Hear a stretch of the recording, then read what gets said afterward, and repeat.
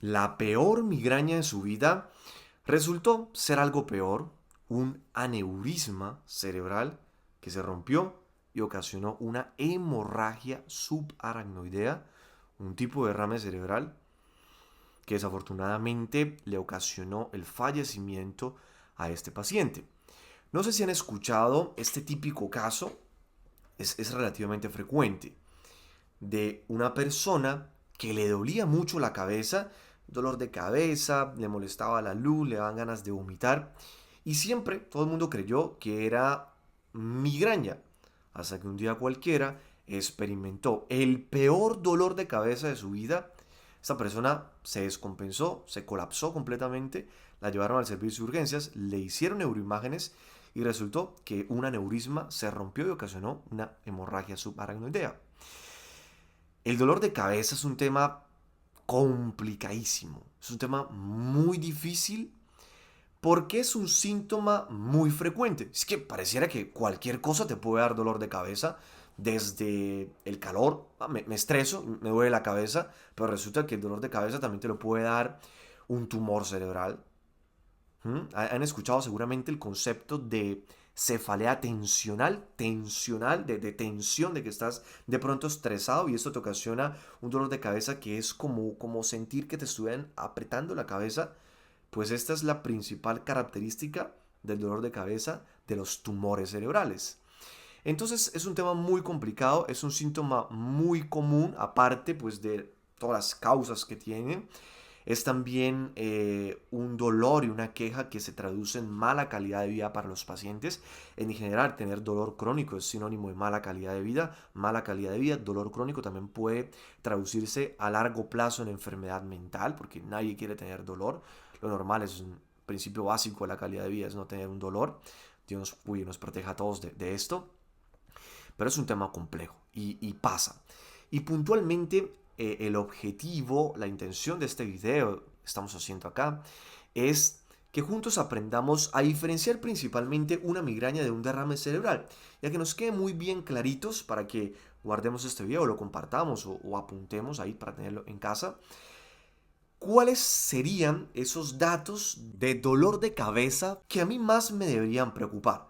O dicho de otra manera, ¿cuáles serían las características de un dolor de cabeza peligroso? Sí, está muy bien. Entonces, la migraña es el segundo tipo de cefalea primaria después de la cefalea tensional más frecuente a nivel mundial. ¿Cómo se caracteriza por ser la migraña? Es un dolor de cabeza normalmente, la mayoría de las veces, unilateral. ¿Qué significa? Que te duele o la parte derecha o la parte izquierda. Aparte de ser un dolor de cabeza unilateral, la cualidad del dolor es pulsátil. Es literalmente como sentir los latidos del corazón en tu cerebro. ¿Mm? Es un dolor de intensidad moderado a severo, es un dolor fuerte, es un dolor que aparte del dolor aparecen otros síntomas asociados como son el deseo de vomitar, episodios francos de vómito.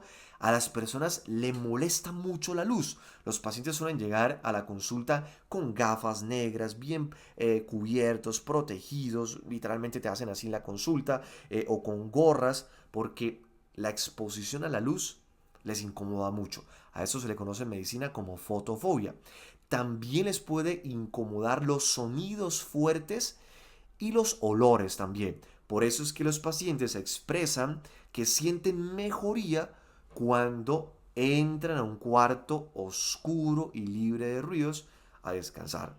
¿Por qué? Porque las actividades de la vida diaria empeoran el dolor de cabeza por migraña y razón por la cual esos pacientes requieren un manejo y también requieren incapacidad médica cuando tienen una crisis aguda de dolor. Esas son principalmente las características de un dolor de cabeza por migraña. El problema es que se puede parecer en algo a los síntomas de una hemorragia subaracnoidea, entendiendo que la hemorragia subaracnoidea es un tipo de derrame cerebral, es la presencia de sangre en el espacio subaracnoideo, en donde claramente no debería haber sangre. Lo primero que debemos entender es que la principal causa de hemorragia subaracnoidea es un traumatismo cráneoencefálico. un golpe a nivel de nuestro cráneo, de nuestro cerebro.